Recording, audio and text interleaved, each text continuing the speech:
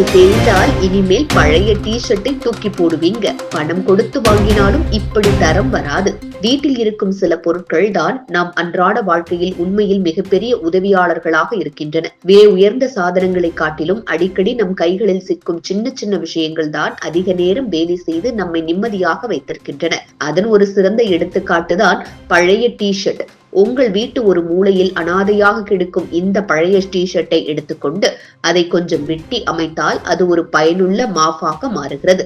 அப்படி என்றால் அதற்கென கடைக்கு சென்று புதிய மாப் வாங்க வேண்டிய தேவையே இல்லாமல் போய்விடும், செலவும் மிச்சம். நாம் ஆடையாய் பயன்படுத்தி பின் ஒதுக்கிய பழைய டி-ஷர்ட் வீட்டை சுத்தம் செய்யவும் ஒரு கருவியாக மாறலாம் என்பதே இங்கு முக்கியத்துவம் வாய்ந்த செய்தி. டி-ஷர்ட்டின் மேல் பகுதியை வெட்டி எடுத்துவிட்டு கீழ்ப்பகுதியை சுருட்டி பழைய துண்டுகளாக வெட்டி பழைய கூரை குச்சியில் கட்டினாலே போதும், ஒரு புதிய மாப் தயார். இதற்காக அதிக செலவும் தேவையில்லை. மாறாக இதனால் சுற்றுச்சூழலுக்கும் நன்மை.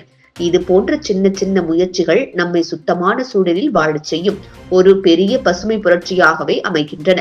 வைப்பதற்கு இடமில்லாத பயன்பாடின்றி கிடக்கும் துணிகளை இப்படி செயல்படுத்தினால் வீடு சுத்தமாகும் மட்டுமல்ல, சுற்றுச்சூழலுக்கும் ஒரு நன்மையை ஏற்படுத்துகிறது. புதியதை கையில் எடுப்பதற்கு முன் பழையதை பயனுள்ளதாக மாற்றி பாருங்கள்.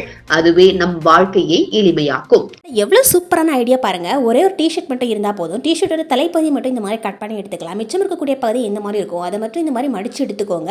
அதுக்கப்புறமா இந்த மாதிரி ஒரு கத்திரிக்கோல் எடுத்துட்டு மடிச்சு இருக்கக்கூடிய பகுதி இதே மாதிரி ஒரு கட்டு கொடுத்துக்கோங்க எண்டு வரைக்கும். ஸோ இந்த மாதிரி நம்ம கட் பண்ணி கொடுக்கும்போது இது வந்து ரெண்டா பிரிஞ்சிடும். ரெண்டா மடிச்சு வச்சிருக்கக்கூடிய டிஷர்ட்டை இதே போல நம்ம கட் பண்ணிட்டே இருந்தோம்னா சின்ன சின்னதாக இந்த மாதிரி லேயர்ஸ் மாதிரி வந்துகிட்டே இருக்கும். நிறைய கட்டு கொடுத்தோம்னா எவ்வளோ தூரம் நம்ம சின்னதாக கட் பண்ணி கொடுக்க முடியுமோ அவ்வளோ தூரம் நம்ம சின்னதாக கட் பண்ணி கொடுத்துக்கலாம். பாருங்க, இந்த மாதிரி நம்ம கட் பண்ணி கொடுக்கணும். இப்போ எல்லாத்தையும் நான் வந்து கட் பண்ணி எடுத்துட்டேன். இந்த மாதிரி வந்து முடிச்சதுக்கப்புறமா இந்த மாதிரி பிரிச்சு விட்டு பாருங்க, எல்லாமே வந்து தனித்தனியாக ஒவ்வொன்றா எழுதிட்டு இருக்கும். இதை வந்து இந்த மாதிரி ஸ்ட்ரைட்டாக வச்சுட்டு இது மாதிரி ஒரு கட்டு கொடுத்தோன்னா இது ஒரு வந்து ரெண்டா பிரிஞ்சிடும். வீட்டில் வேஸ்ட் இருக்கக்கூடிய ஒரு குச்சி ஒன்று எடுத்துக்கோங்க. இந்த குச்சியை மேலே இந்த மாதிரி வச்சுட்டு இதே போல நம்ம சுருட்டி எடுத்துக்கலாம். இப்படி நம்ம முதல்ல இருந்து கடைசி வரைக்கும் சுருட்டி எடுத்தாச்சு.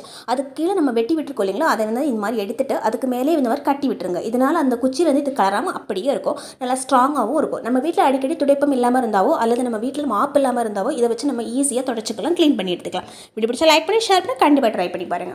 இது போன்ற முக்கிய நிகழ்வுகள், அரசியல் தகவல்களை ஆழமாக மாறுபட்ட கோணத்திலும் அறிந்து கொள்ள மறக்காமல் பாரத் மெயில் 24 பக்கத்தை பின்பற்றிக் கொள்ளுங்கள்.